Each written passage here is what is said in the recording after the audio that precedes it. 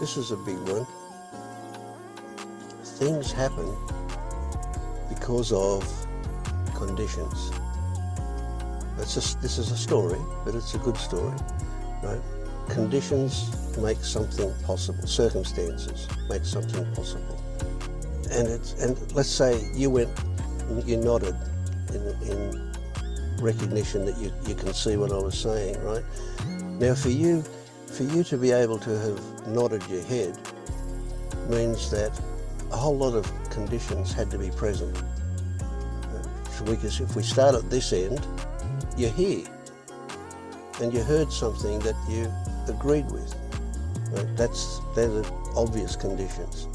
But the fact that you're here relied on the fact that your mother and father copulated at some point.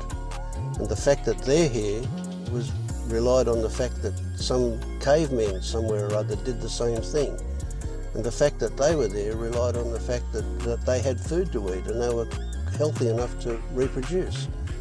And the fact that the food was there relied on the fact that the atmosphere was good enough for it to, etc. We could go back to the beginning of time or the beginning of existence, if there is such a thing, and every single thing that's ever happened was necessary for you to be able to nod your head now.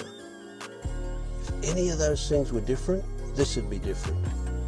It had to be exactly the way it was for this to be exactly the way it is. That's reasonable, isn't it? Yeah. Yeah. So, cause and effect is a simplistic notion.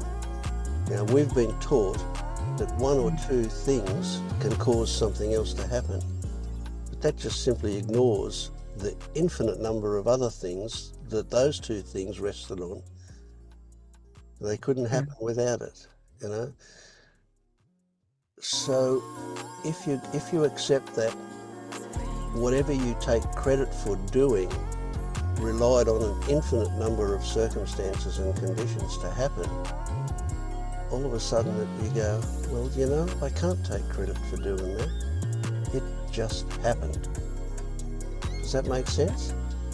Does, yeah.